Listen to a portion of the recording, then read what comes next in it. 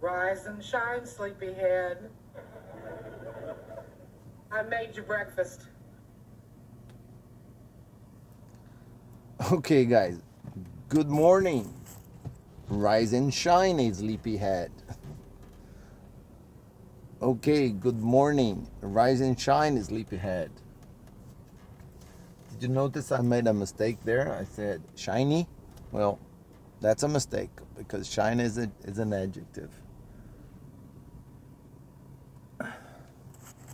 So I meant to use the verb shine, not shiny. Okay, but I was a bit nervous because I was trying to synchronize the tablet with this thing to record.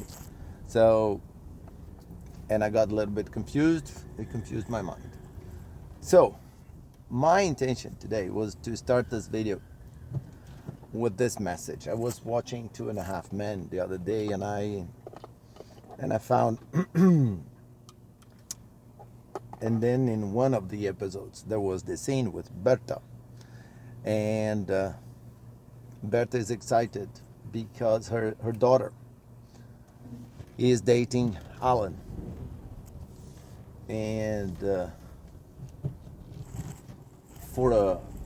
it's like Berta says, Alan is not much, but for her daughter, someone who has never had a decent boyfriend, Alan is a lot.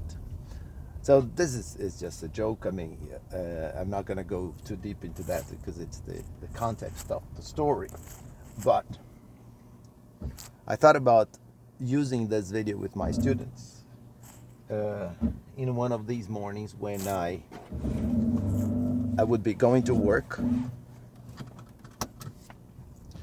and talk about this, the morning greetings. And then I thought about explaining and showing how you can do the same thing, extract meaning, extract learning from little things like that. Okay, so the scene starts with it starts with Berta saying something like this. So Alan is sleeping,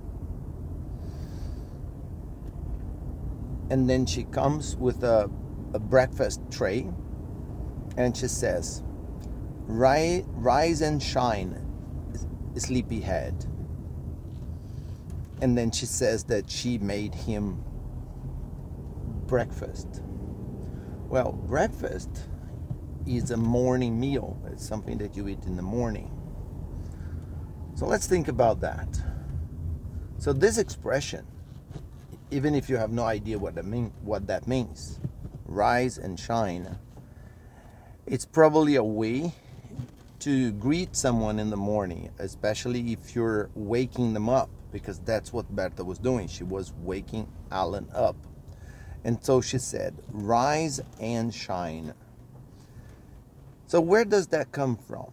Well, it's a kind of a figure of speech. I'm not sure if we could call that a metaphor. But in the morning, the sun rises. In other words, the sun goes up, and we could even go a little bit further and say that at night the sun is asleep, but in the morning the sun has to wake up. And what does it do? Well, it rises, For example, if you're somewhere I don't know, with a lot of mountains, you see the sun appears from behind the mountain, it goes up. So the verb to rise means to go up. So the sun rises, so the sun goes up. So the sun rises and then it shines. It produces that sparkle, like for example, when you polish a metal and you throw some light on it, it reflects. So that's what it means to shine. And that's what and that's what the sun does. It rises and shines, on a blue sky day. So this is an expression in English. Rise and shine is what you say to someone when you go there to wake them up, and it's a friendly expression, and it's something that it's supposed to be nice and tender and sweet. And so she had made breakfast to Alan, and then she explained, she called him sleepy head. So to sleep is a verb, but sleepy with a y in the end. So if you get the verb, the root of the word sleep, and if you add to it a y, you transform that into an adjective. So she was describing Alan as a sleepyhead. So what does that mean when you call someone sleepyhead? Well, it's because, what you're trying to say, what you mean is that person, they like to sleep. They enjoy sleeping. And normally they sleep for very long hours. And it's not very easy for them to get up in the morning. They're lazy. They like to linger in bed. They like to stay in bed a little bit longer. And again, it's a soft, it's a tender, it's a nice way to wake up someone in the morning. That's what parents probably do with their kids on a Saturday or a Sunday morning, because on a Sunday morning, probably kids can sleep a little bit longer. They don't have to go to school early in the morning. But let's suppose that their parents want to take them somewhere, like to a park or something, to enjoy most of the day. So when they go to their bedrooms to wake them up, that's the expression that they might use.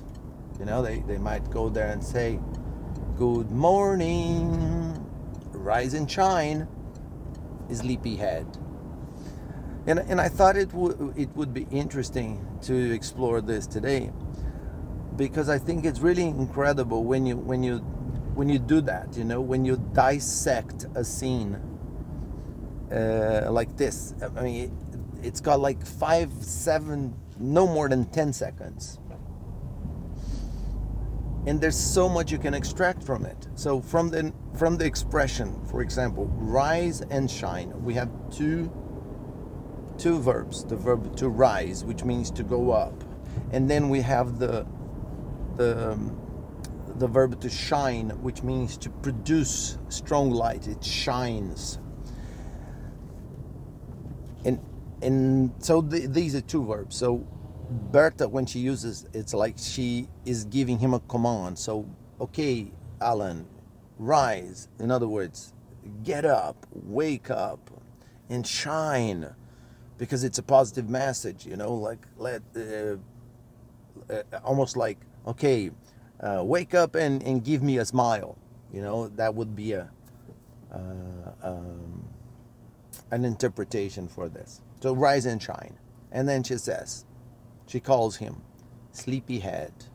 So I know that the verb, that to sleep is a verb, but sleepyhead, it can be a verb, because the word sleepy appears right before head, which is a noun. But then again, look, it's a kind of an idiom,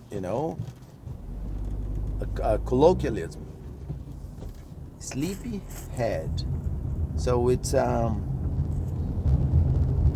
expression that you use to describe someone who likes to sleep a lot in the morning and finds it difficult to get out of bed. But I think it's interesting because you're learning a little bit of the structure there, because you go from a verb to an adjective, and it's a way for you to learn. Okay, so I can do that. I can transform something like a verb into an adjective when I put a y to it. Sleepyhead. And then the last thing she said was, I made you breakfast. I made you breakfast. which is an opportunity for you to consolidate the use of the verb to make. Because, for example, a lot of times we get confused as to when we should use make as opposed to do. So why didn't Berta say, I did your breakfast? She said, I made your breakfast. I made you breakfast. So why did she use the verb to make and not the verb to do? Well, then we have a little guidance. I mean, a kind of a guiding rule here, which is, there are exceptions, but the general rule is, whenever you refer to an activity, right, which produces a certain result, I mean, the result of that action is a product. For example, breakfast. When you're preparing breakfast, right, and at the end of it, after you've prepared, you have something, because like you have a tray with some coffee and a sandwich and a complete meal. So that's a product. So whenever you have that kind of situation, in other words, you perform an action, and then in the end you have a product, then instead of using the verb to do, you use the verb to make. So that's why she said, I made you breakfast. So here goes another lesson with the verb to make. So by the same token, by the same principle, you could figure out that every time you cook, if you refer to the end product, which is the meal, you could say, look, I made you lunch. In other words, I prepared your lunch. I made you a sandwich, because I prepared you a sandwich. I have a sandwich to offer you. Or I made you a salad, because you prepared a salad. And at the end of this action, the action to prepare something, you have a product, which is a salad. And then you could say, well, I made you a salad. And all of those things that I mentioned to you were extracted from only 7 seconds of a scene. And I think that's pretty awesome, because that goes to show that it's really amazing. It's really amazing how much knowledge, how much information you can extract when you watch series, films, documentaries, and things like that, and you pay attention and you make an effort to learn them, to incorporate them, to integrate them into your knowledge of the language. I think it's really awesome what you can do. And I know you might say, okay, Alfredo, but you can do that because you're a teacher. I'm not a teacher. I know that. I mean, but even if out of everything that I said, the next time you watch a scene like that, so if I were able,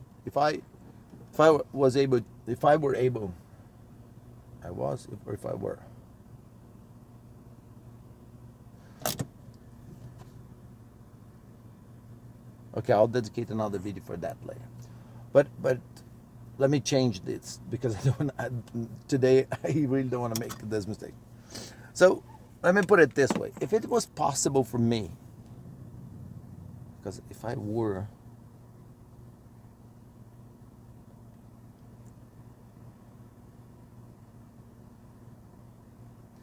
yeah, I'm confused now. But anyway, so if it was possible for me to do that, and if you try to do it, and out of 10 things that I extracted from one scene, you could extract only one, for me, that is enough. That should be encouragement enough for you to keep trying, because the more you do that, the more you're going to notice and pay attention and extract from little scenes like that. So that was today's morning tip, morning video. I hope you found it useful. My name is Alfredo. This is Uncut English. See you in our next video. Don't forget to subscribe in case you haven't done that yet. Bye.